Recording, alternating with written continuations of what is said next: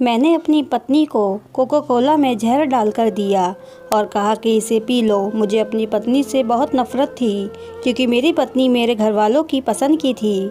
मैं उससे जान छुड़ाने के लिए कोको कोला वाले गिलास में जहर डालकर घर से बाज़ार की तरफ निकल गया। अब मैं उसकी मौत की खबर सुनने के लिए बेचैन था कि तभी अचानक मेरे पापा का फ़ोन आया। उन्होंने बताया कि बेटा, बहू की आखिरी सांसें चल रही हैं, तुम जल्दी से घर आ जाओ, वह तुम्हें कुछ बताना चाहती है। मैं दौड़ता हुआ घर पहुंचा तो मेरी पत्नी ने मरते हुए मुझे एक ऐसी बात बताई थी जिसे सुनकर मेरी रूह कांप गई। मेरा नाम बिहान है। मैं शहर में जॉब करता था और अपनी कंपनी से छुट्टी लेकर शादी के लिए घर आया था। आज मेरी शादी का 1 महीना हुआ था और मुझे ऐसा लग रहा था जैसे 1 महीना नहीं बल्कि 100 साल हुए हैं। मुझे इस शादी से बिल्कुल भी खुशी नहीं थी। मुझे एक एक लम्हा घुटन दे रहा था और इस तकलीफ़ से निकलने के लिए मैं शहर वापस जाने के लिए सुबह सवेरे ही उठ गया था। मेरे पापा ने अपने मरते हुए दोस्त से वादा किया था कि वह उनकी बेटी को अपने घर की बहू बनाएंगे और आज उन्होंने अपना ये वादा पूरा कर दिया था। अपने स्वर्गीय दोस्त की बेटी से मेरी शादी करके। मेरी पत्नी मुझसे उम्र में 5 साल बड़ी थी और दिखने में काली बदसूरत थी। उसका नाम अनुराधा था। मैंने गुस्से में घर से निकलने लगा तो अनुराधा मेरे सामने हाथ जोड़ने लगी कि इतनी जल्दी वापस ना जाइए। मेरी पत्नी मुझे एक आँख नहीं भाती थी। मुझे उसका बोलना भी जहर लग रहा था। मैं चाहता था कि मेरी पत्नी मेरी आंखों के सामने से कहीं चले जाए जिससे कि मुझे उसका चेहरा नहीं देखना पड़े। ये तो मुमकिन नहीं था क्योंकि वह बहू बनकर मेरे घर आ चुकी थी तो वह तो घर छोड़कर नहीं जा सकती थी, लेकिन कम से कम मैं तो इस घर को और उसे छोड़कर शहर जा सकता था क्योंकि मैं शहर में ही जॉब करता था। मैंने अपने पापा के कहने पर जहर का कड़वा घूंट पी लिया था, मगर मैंने अपनी नई नवेली दुल्हन अनुराधा से कोई समझौता नहीं किया था और उसे साफ साफ कह दिया था कि इतनी जल्दी वापस शहर जाने का मेरा भी इरादा नहीं था। मैं तुम्हारी शक्ल अब और ज़्यादा नहीं देख सकता हूँ। तुम्हारी ये काली सी शक्ल मुझे डराती है। मैंने महसूस किया कि मेरी बात सुनकर वह एकदम से मुरझा गई थी। मेरी आंखों में आंसू भर कर बोली, मैं आपके बिना नहीं रह सकती हूँ। अनुराधा की बात सुनकर मैं उसका मुंह ताकता रह गया था। मुझे मन ही मन हंसी आ गई थी कि काली कलूटी लड़की मुझ जैसे स्मार्ट और हैंडसम लड़के के साथ रहने के लिए सपने देख रही थी। खैर, इसमें अनुराधा की भी गलती नहीं थी। ये सपना शायद मेरी वजह से ही देख रही थी क्योंकि मैं भावनाओं में बह गया था और सुहागरात अनुराधा के साथ मना चुका था। मैं खुद पर कंट्रोल नहीं कर पाया और यही मेरी गलती हुई थी। लेकिन अब मैं और अनुराधा को बर्दाश्त नहीं कर सकता था। माँ और पापा को जब पता चला कि मैं शहर वापस जा रहा हूँ तो वो दोनों मेरे पास आ गए और वह मुझे समझा रहे थे कि अभी तुम्हारी शादी को 1 महीना ही तो हुआ है और तुम बहू को छोड़कर जा रहे हो। मैं पापा की बातें सुन रहा था क्योंकि मैं उनका बहुत ही आज्ञाकारी बेटा था। मेरे पापा बहुत तारीफ़ करते थे कि मैं उनकी सारी बातें मानता हूँ और मैं भी नहीं चाहता था कि मेरी वजह से मेरे पापा का दिल दुखे।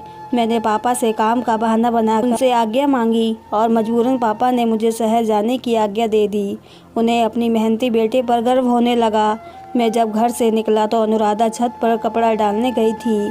मैं उसे बताए बगैर ही घर से निकल गया और खुले माहौल में सांस ली। हकीकत तो यह थी कि गांव के माहौल में मेरा दम घुटता था। मुझे तो शहर का चकाचौंध अच्छा लगता था। चाहता तो मैं अपने गांव में भी कोई खुद का बिजनेस कर सकता था, लेकिन मुझे गांव में रहकर गांव में काम करना बिल्कुल भी पसंद नहीं था और मैंने जैसे तैसे करके शहर में काम कर लिया था, वहीं रहने लगा था। गांव तो बस नाम के लिए कभी कभी आता था। जैसे ही मैं एयरपोर्ट पर उतरा, मेरी महंगी कार के साथ बॉडीगार्ड आ पहुँचे थे। मेरा काम ही कुछ ऐसा था कि मुझे सिक्योरिटी की ज़रूरत पड़ती थी। अगर मेरे पापा को ये बात पता चल जाता कि उनका लाडला इकलौता बेटा क्या काम करता है, बेचारे तो भगवान के ही प्यारे हो जाते। जहाँ तक मेरी पत्नी की बात है तो मुझे उसकी कोई भी परवाह नहीं थी। पुराने ख्याल वाली हर चमक दमक से दूर पत्नी मुझे चाहिए भी नहीं थी। यहाँ शहर में एक से बढ़कर एक हसीनाएं और लड़कियाँ मेरी दोस्त थीं, तभी तो मुझे गांव की वह काली और अनपढ़ लड़की एक आंख नहीं भाती थी। शहर में मेरा एक नाम था, एक पहचान थी। बड़े बड़े ठेके वाले भी आगे मेरे पानी भरते थे और मेरे इलाकों की तरफ कोई स्मगलर तो क्या पुलिस भी आंख उठाकर नहीं देखती थी। हाँ, मैं एक जाना माना और बहुत बड़ा क्रिमिनल था। अनुराधा को भुलाकर मैं अपने काम में बिजी हो चुका था। एक दिन की बात है जब मैं भेष बदलकर एक ट्रेन में सवार होकर अपना शिकार ढूंढ रहा था। कॉलेज की कच्ची उम्र की लड़कियां और लड़कों को मैं अपने काम में फंसाता था। इस उम्र में हर एक की चाहत होती है कि वह पैसा कमाए और अपने माता पिता का सहारा बने। मैं लड़का लड़कियों को अच्छे खासे पैसे ऑफ़र करता था। मैंने बहुत सारे लड़के लड़कियों को अपना शिकार बनाए हुए थे। हमेशा की तरह उस दिन भी ट्रेन में बहुत भीड़ थी। मैं सीट पर बैठा हुआ था और एक लड़की मेरे बगल में खड़ी थी। वह दिखने में गरीब घर की लग रही थी। उसका बैग भी काफ़ी पुराना था, उसके जूते भी फटे पुराने थे। उस लड़की का हुलिया उसकी गरीबी की दास्तान चीख चीख कर सुना रही थी। मेरा नया शिकार मिल चुका था। मुझे मालूम था कि ऐसी लड़कियों को फंसाना बहुत आसान होता है। ऐसी लड़कियां गरीबी से जान छुड़ाने के लिए किसी भी हद तक जा सकती हैं। मैं अपनी सीट से उठा और उनसे बोला कि तुम इस सीट पर आकर बैठ जाओ। वह लड़की मेरी बात सुनते ही गुस्से से भड़क उठी और मुझे घूरने लगी। कहने लगी, मैं तुम जैसे लड़कों को अच्छी तरह से जानती हूँ। लड़कियों से बात करने का बहाना चाहिए तुम्हें। बस लड़की को सीट ऑफ़र कर दो और उनसे बातचीत शुरू कर दो। ये तरीका पुराना हो चुका है। मैं तुम जैसे लड़कों के सारे हथकंडे जानती हूँ। मुझे उसकी ये बात भी अच्छी लगी थी। मुझे मालूम हो गया था कि ये मेरे लिए बहुत ही काम की साबित होगी। मेरे सामने एकदम मेरी डरपोक सी पत्नी का चेहरा घूम गया था और उसका चेहरा याद आते ही मेरा मुंह कड़वा हो गया था। उस दिन के बाद मैं हर रोज़ उस स्टेशन पर जाकर खड़ा हो जाता था जिस स्टेशन से वह ट्रेन लेती थी, और मैं भी उसके पीछे पीछे उसी डिब्बा में चढ़ जाता था। उस लड़की से बात करने का कोई न कोई बहाना तलाश करता रहता। मैं अपने खास लोगों को उसकी जासूसी पर लगा रखा था। अगले ही दिन मुझे उसकी पूरी जानकारी मिल चुकी थी। वह बहुत ही गरीब परिवार से थी। उसके एक ही कमरे के मकान थे। वह अपने बूढ़े माँ बाप की इकलौती बेटी थी। उस लड़की का नाम मानवी था। उसके कॉलेज का भी पता लगवा लिया था। फिर मैं कुछ दिन अपने काम में ज़्यादा बिजी हो गया और मानवी के साथ ट्रेन में नहीं गया, और मुझे कुछ खाली खाली या महसूस होने लगा था और मैं अपनी इस हालत से बेखबर था। अब मुझे कुछ खाली खाली सा महसूस होने लगा। एक दिन मैं उसके कॉलेज गया और उसकी सहेली से कह दिया था कि मानवी के पल पल की रिपोर्ट मुझे चाहिए। पहले तो मानवी की सहेली नहीं मान रही थी, लेकिन उसकी अकड़ तो मेरे साथ खड़े बड़ी बड़ी मूछें वाली बॉडीगार्ड को देखकर ही ख़त्म हो गई थी। फिर उस लड़की ने मुझसे मेरा नंबर लिया। नंबर लिखा कर मैं वहाँ से उठा, लेकिन ना जाने क्यों मेरा दिल बार बार मानवी को देखने को करने लगा था। अगले कुछ दिन मेरे बहुत ही बिजी निकले थे और इस बीच में मानवी को नहीं देख पाया था, मगर उसका ख्याल बार बार मुझे तंग करता था। और फिर एक दिन अचानक मानवी की सहेली की कॉल आ गई। उसने बताया कि 2 दिन बाद मानवी की शादी हो रही है। ये बात सुनते ही मेरा दिल टूट कर बिखर गया था। वह अपनी सहेली को शादी में इनवाइट की थी। तभी उसने फ़ौरन मुझे कॉल करके बता दिया। मैं गम और गुस्से की अजीब से दोराहे पर खड़ा था। मुझे समझ नहीं आ रहा था कि मैं क्या करूं। तब अचानक मुझे महसूस हुआ कि मैं मानवी से प्यार करने लगा हूं। मुझे अपनी हालत पर खूब हंसी आई थी और फिर मैंने बैठकर सोचा कि क्या करना चाहिए। तभी मेरे दिमाग में ख्याल आया और मानवी की बारात आने से ठीक पहले मैंने अपने एक भरोसे आदमी को भिजवा कर मानवी को उसके घर से उठा लिया था और हमें अपने घर के एक कमरे में बंद कर दिया था। मैंने अपने आदमियों को सख्ती से बोल रखा था कि इस लड़की को किसी भी तरह की कोई परेशानी नहीं होनी चाहिए। उसकी इज्जत की सुरक्षा करना मेरी जिम्मेदारी थी और मैं उस पर का आँच भी नहीं आने देना चाहता था। मेरा दिल मानवी को देखने के लिए तड़प रहा था, मगर बड़ी मुश्किल से खुद को रोक रखा था। 2 दिन और 2 रात अपने घर पर रहकर उसे सुरक्षित उसके घर पहुंचा दिया था। वह मेरे पास जैसे आई थी वैसे ही मासूम वापस चली गई थी। मानवी के मंगेतर ने उससे रिश्ता तोड़ दिया था। अब मुझे आगे ये करना था कि मानवी के दिल में अपने लिए जगह बनानी थी। मैं हर काम बड़ी प्लान के साथ कर रहा था। ये मेरी पुरानी आदत थी और तभी तो आज तक मुझे पुलिस गिरफ्तार नहीं कर सकी थी। पुलिस को मुझ पर शक था, मगर वह मेरे खिलाफ सबूत ढूंढने में नाकाम थी। खैर, मैं मानवी की गली में जाकर खड़ा हो जाता था। मैंने बड़ी चालाकी से मानवी के पापा से दोस्ती कर ली थी। वह सीधा साधा आदमी था, उससे बातचीत करना कोई मुश्किल बात नहीं थी। जब मानवी के पापा से मेरी बातचीत होने लगी थी तो उन्होंने मुझे बताया था कि मानवी का मंगेतर ही घर के सारे खर्च किया करता है। घर का चूल्हा उस लड़के की वजह से जलता था। अब तो भूखे रहने की नौबत आ गई थी। खैर, मैंने मानवी के घर का राशन दिलवा दिया। मानवी के पापा ने बहुत मना किया, मगर मैंने भी कह दिया कि मुझे अपना ही बेटा समझें। और इस तरह से मैं मानवी के पापा से जान पहचान करके उनके घर तक पहुंच चुका था। मैं मानवी के घर पर पैसा लौटा रहा था, लेकिन मानवी को पता चल चुका था कि मैंने उसका किडनैप करवाया था। इसलिए वह मुझसे नाराज़ थी और बात भी नहीं करती थी, लेकिन मैं भी पीछे हटने वाला नहीं था। मैंने मानवी के घर की पूरी जिम्मेदारी अपने कंधों पर ले ली थी। कभी उसके बूढ़े माँ बाप को डॉक्टर के पास ले जाता, तो कभी उसके घर ज़रूरी सामान लाकर रख देता।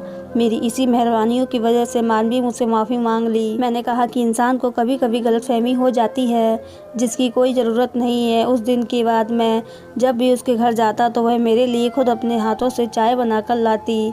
इस तरह धीरे धीरे हम दोनों में दोस्ती हो गई थी। कभी कभी हम घूमने के लिए बाहर चले जाया करते थे।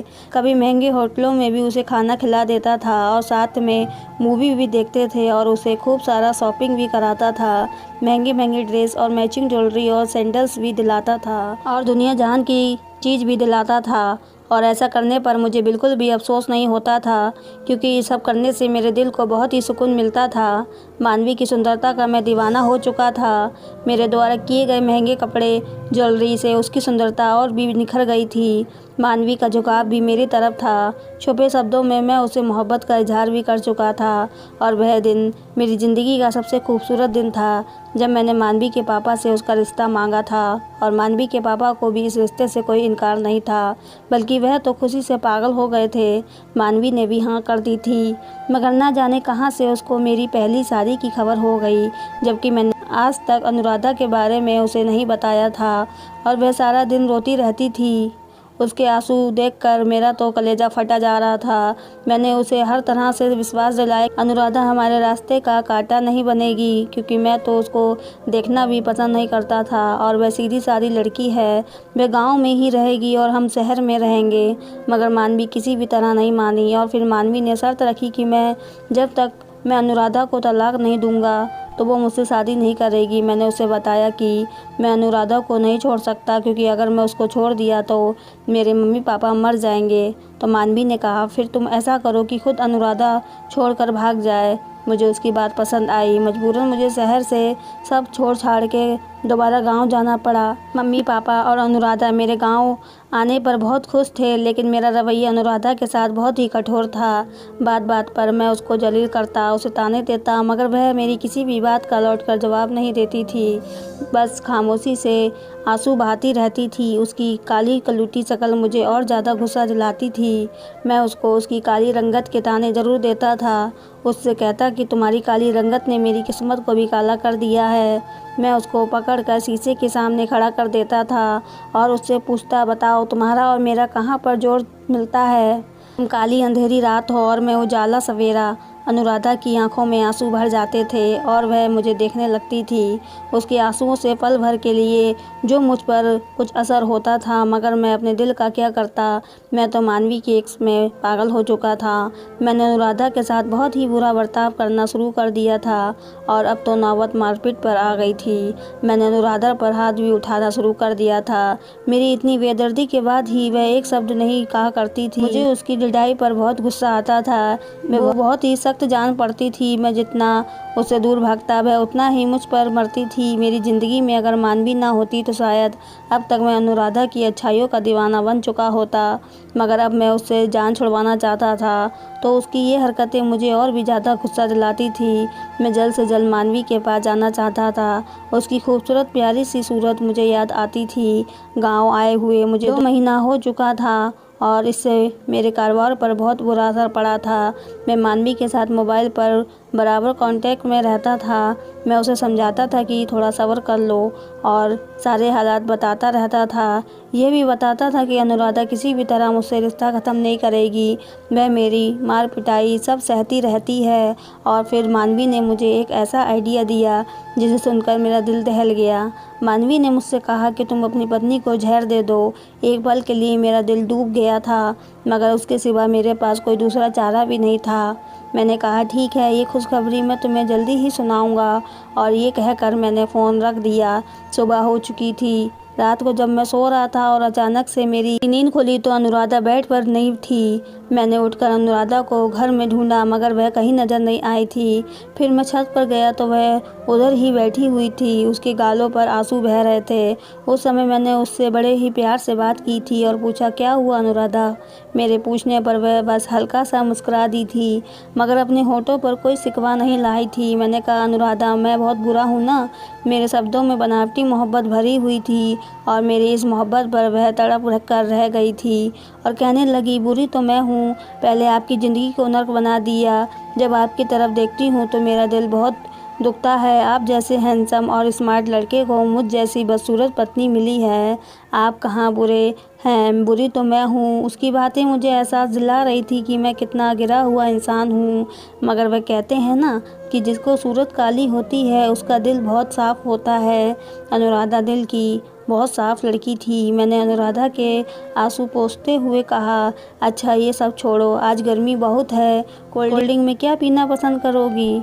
उसने कोको कोला का नाम लिया तो मैं मुस्कुरा दिया और कहा, लो कल सुबह ला दूंगा। एक पल को मेरा दिल तो चाहा कि समय यहीं ठहर जाए और मुझे इस मासूम लड़की की जान ना लेनी पड़े, मगर फिर मेरी नज़रों के सामने मानवी का चेहरा आ गया। मैं मानवी के बिना नहीं रह सकता था और मानवी को पाने के लिए मुझे ये सब कड़वा घूंट पीना पड़ेगा। मैं कुछ देर अनुराधा के पास बैठने के बाद अनुराधा से कहा, चलो नीचे, नींद आ रही है। फिर हम दोनों नीचे अपने कमरे में आकर सो गए।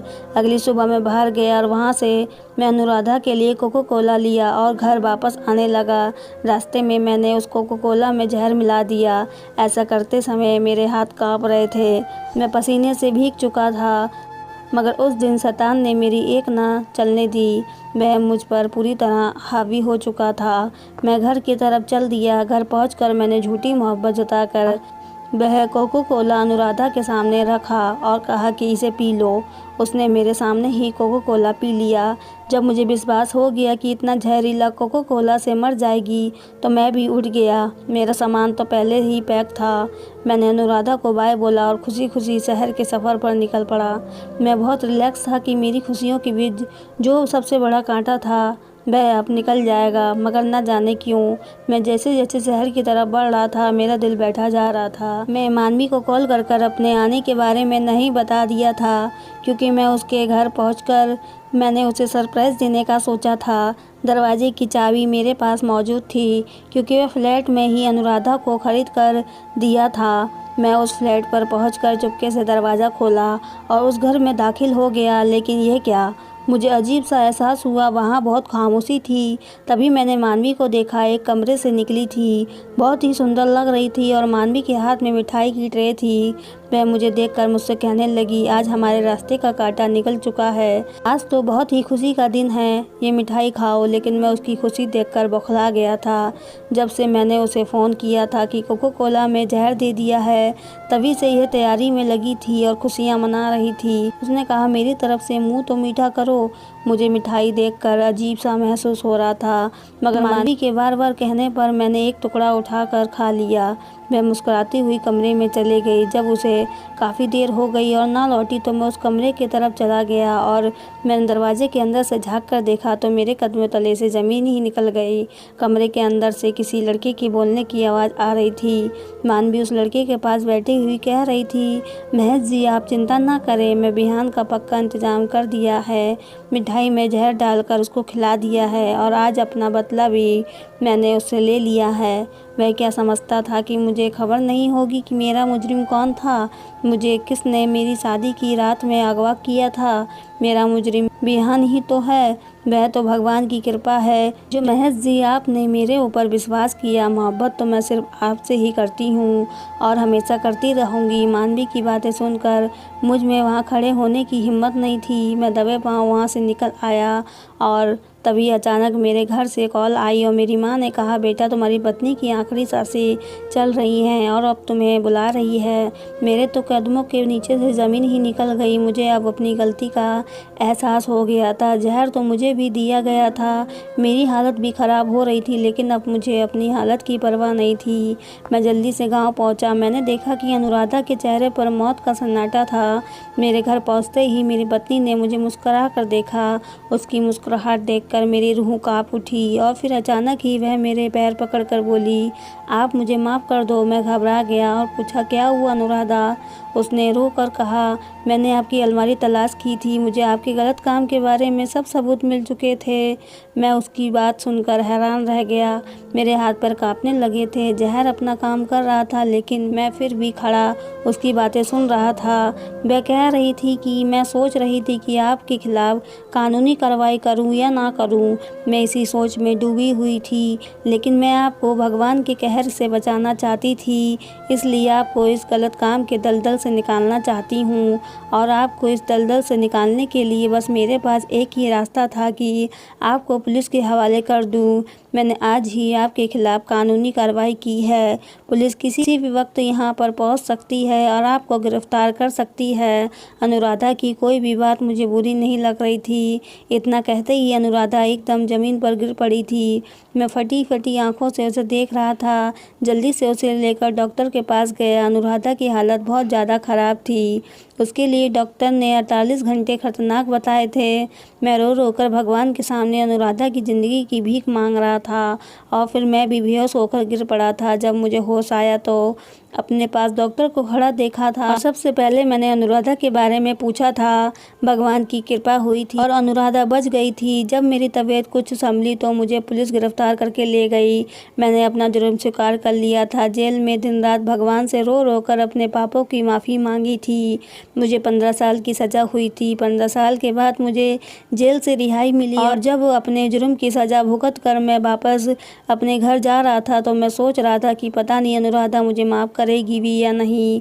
मैंने अपनी रिहाई की खबर किसी को भी नहीं दी थी। चुपचाप घर पहुंच गया था और बाहर दरवाजे पर ही रुक गया। घर के अंदर से अनुराधा की बहुत ही प्यारी सी आवाज़ आ रही थी। वह कह रही थी कि मेरी माँ से, माँ जी आपके बेटे बहुत ही बहादुर हैं, कभी भी अपने बेटे को किसी से कम मत समझिए। जब वो आएंगे तो देखिएगा कितने नेक इंसान बनकर आएंगे। वो अपने रास्ते से भटक गए थे, लेकिन अब हमारा आने वाला कल अच्छा होगा।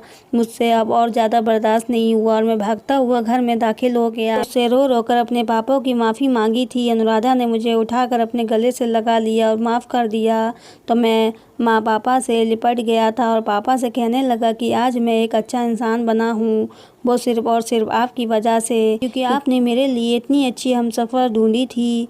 अब मुझे अनुराधा की सांवली रंगत चांदी जैसी मालूम हो रही थी। लोग कहते हैं इंसान कभी भी निराश नहीं होता, बल्कि बड़ों के आशीर्वाद से जीवन में खुशियों के रंग भर जाते हैं।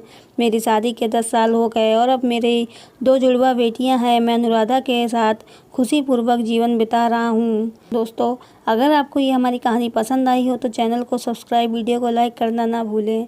पूरी कहानी सुनने के लिए आपका बहुत बहुत धन्यवाद।